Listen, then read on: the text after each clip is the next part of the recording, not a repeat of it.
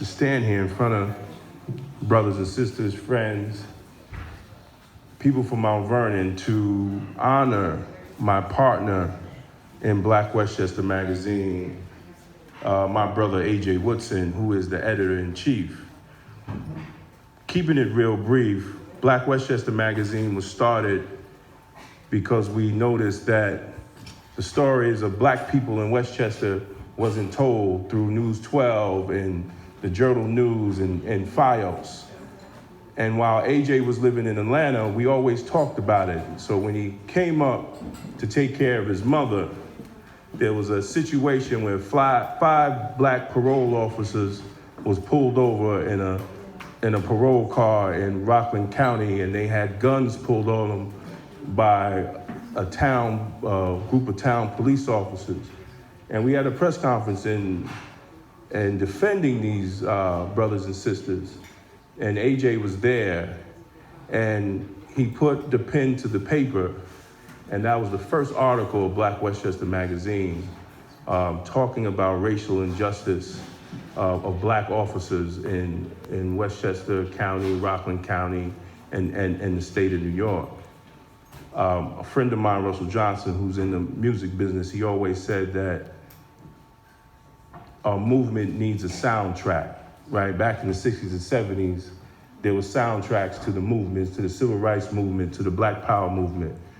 And AJ has put a pen to the paper and made Black Westchester the soundtrack of Black people in Westchester County, whether you like it or not. This brother is unapologetic on what he writes, and he challenges people if he is not writing the truth to soothe him. And I am humbled to call this brother my friend because he has stood by me and stood by my family and stood by many people in Mount Vernon and the rest of Westchester County, telling their story that will never be told by mainstream media.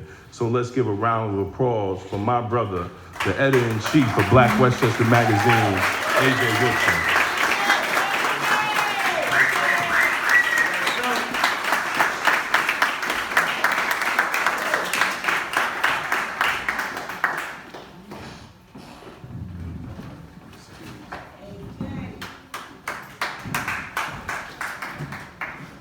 I'm going to try to be brief. First, I want to thank God, because all of us who do the work out there, none of it is possible without God. So first and foremost. Secondly, I want to give another round of applause for Nesta and all the work that she does. I really want to give her a shout out. Thirdly, I want to thank my brother Damon Jones for choosing me to take this journey with him, because it definitely has been a journey. And as we're honored with the Freedom Journal Award, I just wanted to shout out the Freedom Journal, because they were the first African-American newspaper started by Samuel Corish and John Brown Rushmore in 1827. Shortly after, other Black newspapers sprang up, like the North Star, founded by Frederick Douglass. As Blacks migrated from cotton fields to urban centers, in every large city where there was a major African-American population soon had African-American papers like the Chicago Defender, the Pittsburgh Courier, the Detroit Tribune, and here in New York we had the Amsterdam News. The idea was an African-American newspaper to give African-American news through our own eyes.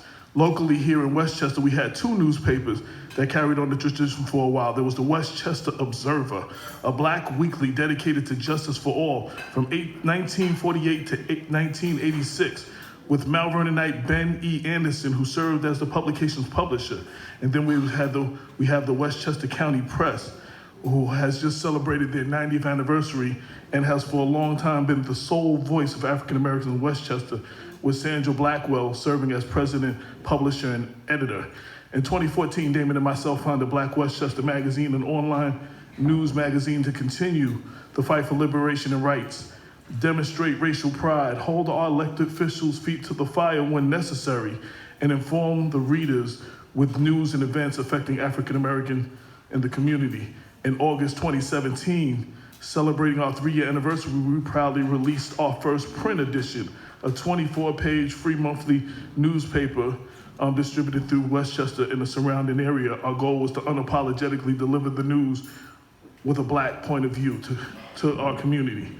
190 years after Cornish and Rushworm started the first African-American paper, and 89 years after the Westchester County Press, Black Westchester was founded, and carries on the tradition of being the voice of the Black community.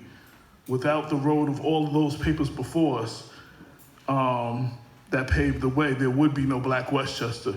So we are glad to be able to join in carrying the tradition of being the voice of the Black community in Westchester County and the surrounding area.